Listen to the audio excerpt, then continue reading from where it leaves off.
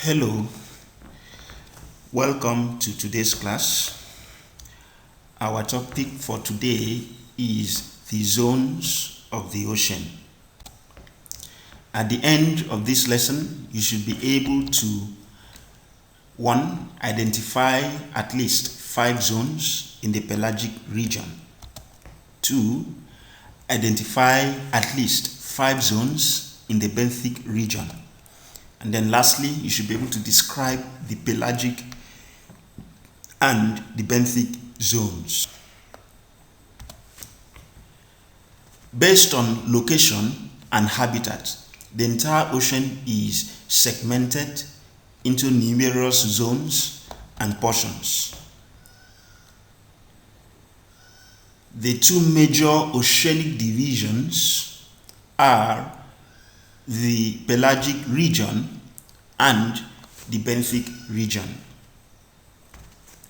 The pelagic region is the water area or column or open ocean, while the benthic region is the land area or bottom or sea floor, either exposed or covered by water. The diagram on my left gives us a picture of the benthic and the pelagic zones. As earlier said, the pelagic zone or region is the water area. So you see the area on this image colored blue is the water area, and that is the pelagic zone. The same thing with this colored blue is the pelagic region, and that's the water area or the open ocean. And now this water sits on a basin, what looks like a container that comes in different shapes. So the base of that basin, the floor of that basin, the land area of that basin is what is referred to as the benthic zone. So you see, this area is the benthic zone. That is the land area or the sea floor where the water or the ocean sits on. So this is the benthic zone. The pelagic region can be subdivided horizontally and vertically. So we can describe the pelagic zone horizontally or vertically. Horizontally, the pelagic region can be subdivided into 2 zones, namely the neritic and the oceanic zones. The neritic zone is made up of water above the continental shelf, whereas the oceanic zone is made up of all the water beyond the continental shelf. So you see this portion, that is this portion of the water column or the open ocean that is close to land, close to the seashore, above the continental shelf. See, this is the continental shelf. So this portion above the continental shelf is the neritic zone. Now the portion of the water offshore beyond the continental shelf is the oceanic zone. And that's how the pelagic zone is divided horizontally. Vertically, the pelagic region can be further divided based on light penetration. That is the photic, dysphotic, and the aphotic zone. Photic zones are areas with adequate sunlight penetration, usually within the first 100 to 200 meters depth. At the dysphotic zone, sunlight begins to disappear until a total absence of sunlight is attained at greater depths beyond 1000 meters in the aphotic zone. So, looking at this, we are describing the pelagic zone vertically now. The first 200 meters, you see, first 200 meters is the photic zone.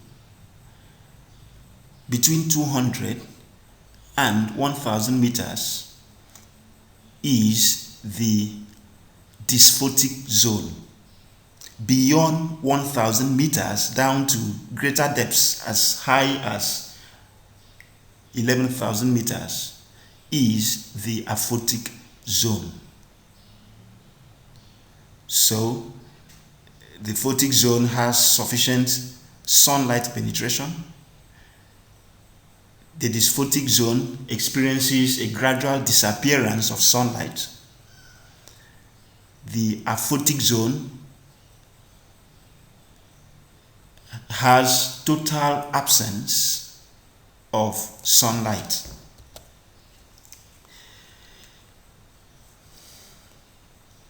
Vertically again, the pelagic zone can be described based on the following. 1. Epipelagic zone. Epipelagic zone is equivalent to the photic zone, and it is that zone where there is sufficient penetration of sunlight. And so that zone, the epipelagic zone, is a sunlight zone. Epi means surface. So epipelagic is simply that region of the pelagic zone close to the surface of the sea level, of the water, of the ocean, allowing for adequate penetration of sunlight. So this zone, the epipelagic, is equivalent to the photic zone and is approximately 200 meters from sea level. Animals like whales, dolphins, tuna, and sharks live there, among others. A significant portion of the ocean's initial food production is produced by algae that inhabits this region. Because of the adequate supply of sunlight, there is photosynthesis carried out by green plants, particularly algae, in this region. So there is sufficient supply of food for animals like whales, dolphins, tunas, and sharks. Beyond the epipelagic zone is the mesopelagic zone. The mesopelagic zone is the twin light zone. This is the zone that is equivalent to the dysphotic zone, where light is not as adequate as in the epipelagic zone. So the light in this zone begins to disappear as you get deeper beyond 200 meters up to 1000 meters depth. The light begins to fade away. And so that region where there is a twin light is the mesopelagic zone. 200 meters to 1000 meters deep, the majority of vertebrates on Earth reside in this zone, which is bigger than the epipelagic. To feed at night, many of the fish and invertebrate species that inhabit this area migrate up to the shallower epipelagic depth.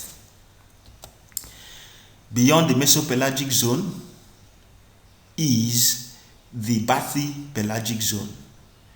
The bathypelagic zone is the zone 1000 meters to 4000 meters depth. And then this zone is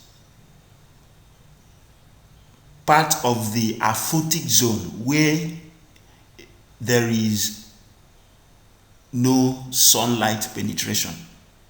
And so the zone is referred to as the dark zone.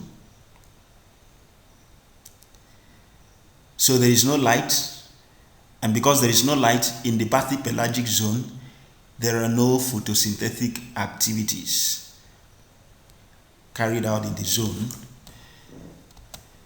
The bathypelagic zone is 15 times the size of the epipelagic and is greater than the mesopelagic zone. So it is the planet's largest ecosystem. In this region, organisms are completely in the dark every day. However, some light produced by the organisms themselves can break up the gloom in a process known as bioluminescence. Finding a mate or attracting prey are two examples of uses of bioluminescence. the area has extremely high and chilly water pressure. Now, at this zone, the bathypelagic zone, look at the zone here. There's a lot of pressure. You know, the deeper you go, the higher the water pressure. So there's a lot of pressure at this zone. There is no light penetration. It's a very dark zone. So the organisms that live here, one of the things they do is to produce light substances that, you know, things that enable them to illuminate and to reflect light in the system, and that helps them to see through the dark region. It also helps them to find mates and helps them to attract prey. So that is one adaptation that is peculiar to organisms that live in the bathypelagic zone. Beyond the bathypelagic zone is the abyssal pelagic or abyssopelagic zone. The abyssopelagic zone is a zone that stretches from the bottom of the bathypelagic to 6,000 meters depth.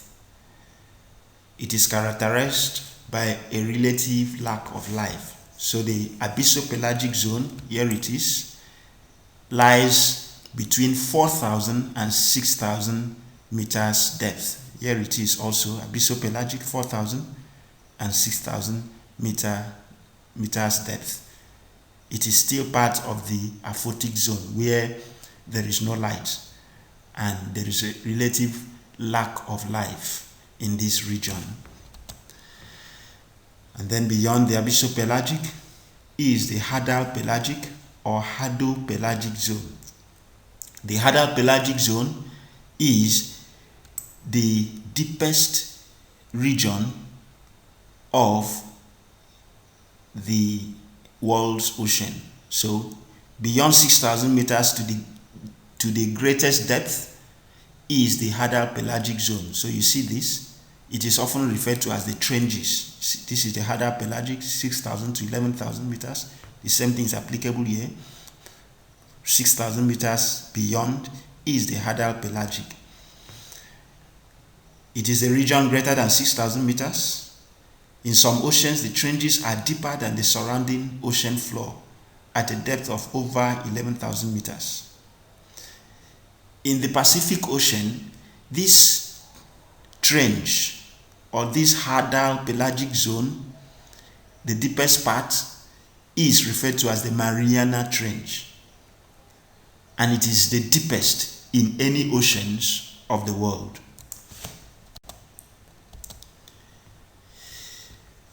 Okay, we'll be looking at the benthic zone now. As Elias said, the benthic zone is the land region or ocean floor that is either visible or submerged in water. Benthic animals or benthos are those that inhabit this region. This zone covers the entire seafloor and is divided into the supralittoral, littoral, sublittoral, bathyal benthic, abyssal benthic, and hadal benthic zones. Animals that live in the benthic zone are referred to as benthos or benthic organisms. So, as I've earlier said, this region, the land area, the land region, or the sea floor is what is referred to as the benthic zone. And there are organisms that live on or inside the sea floor. These organisms, these animals that live on the sea floor or within the sea floor, or they live in the sea floor, are referred to as benthos or benthic organisms. Okay, so let's look at it together. This region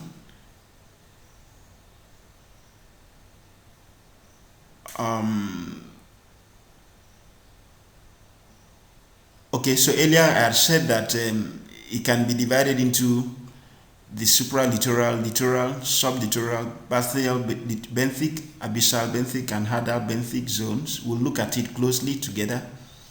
And then it also can be split into 5 categories based on the shape of the floor. You see, look at this floor. It has a shape. And if you look at this one, the shape is not exactly the same. So this one also has a shape, So for different oceans, the sea floor comes with different shapes. And so based on their shape, it can be divided into continental shelf, continental break, continental slope, continental rise, and the deep sea trench. Let's look at them one after the other. The supralittoral zone. Supralittoral zone is the area that is exposed to water only during splashes, occasioned primarily by ocean waves. It is also called the splash zone. So this zone that is very close to land, that the only time it is soaked in water is during splashes, when the water splashes on that region. And so that zone is referred to as the supralittoral zone and often referred to as the splash zone. It is only soaked with water during splashes. The littoral zone next is the intertidal zone. This zone is exposed and covered based on the rise and fall of sea level. It starts at the high tide line and ends 200 meters away from the end of the continental shelf or the sublittoral zone. So the littoral zone is, see this zone, beyond the supralittoral is the littoral zone. The littoral zone is referred to as the intertidal zone. And intertidal zones are zones that are influenced by tidal actions. So they are covered when there is a high tide and exposed when there is a low tide. So certain times of the day, the littoral zones could be covered with water, and other times of the day they are exposed or uncovered, arising from the actions of tides. Beyond the littoral zone is the sublittoral zone.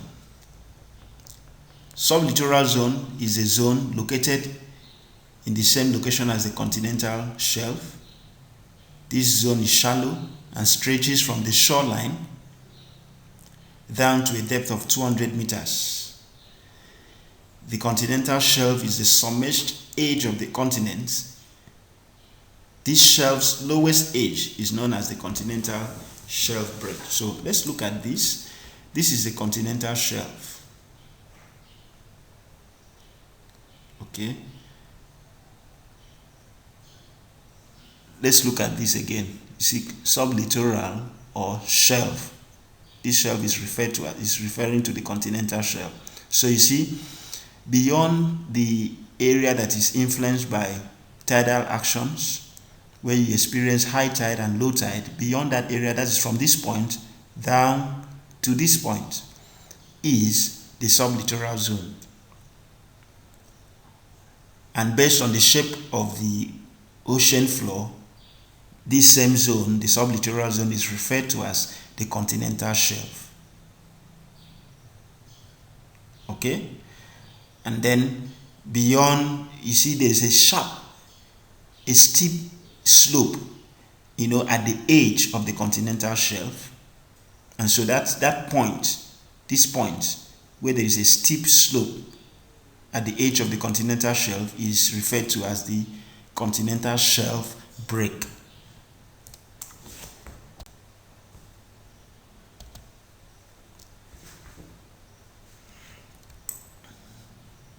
Beyond the sublittoral zone, we're still here, beyond the sublittoral zone, after the continental shelf break, is the bathyal benthic zone. Look at this, bathyal benthic zone. This region is the bathyal benthic, okay, which is the same thing here. This same region. This is the bathyal benthic. This region is the bathyal benthic, okay. So this encompasses the majority, just here, from here to here, the end of the continental slope. It encompasses the majority of the continental slope and ranges in depth from 1,000 to 4,000 meters. Here the water is dark, chilly, and has limited biological productivity. This area is traversed by underwater canyons and currents. Okay, that's the bathyal benthic zone, synonymous to the continental slope beyond the continental shelf break.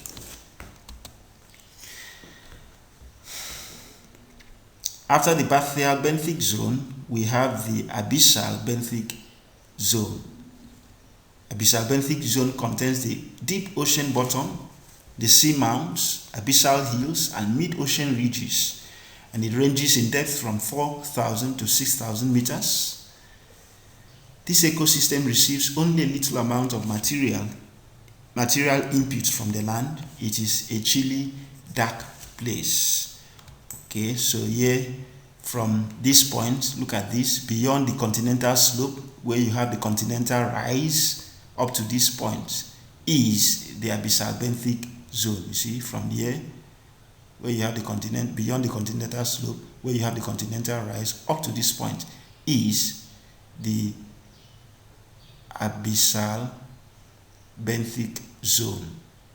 Okay, and then is synonymous to the abyssal pelagic zone. You know, yeah, so if you are to look at it, if you are to align it with what happens in the pelagic zone, it is synonymous to the abyssal pelagic zone. And then finally is the hadal benthic zone, which is usually the deep areas of the seafloor. This area has ocean trenches such as the Mariana Trench. The characteristics of this zone are not well understood. Alright, so the abyssal benthic zone, now from this point, the hadal benthic, from this point down to the deepest point is the hadal benthic zone. It is the darkest, the deepest zone in the benthic region, and it is synonymous to the hadal pelagic zone. So 600 meters down to the deepest parts of the ocean is referred to as the hadal benthic zone. Thank you. See you in our next class.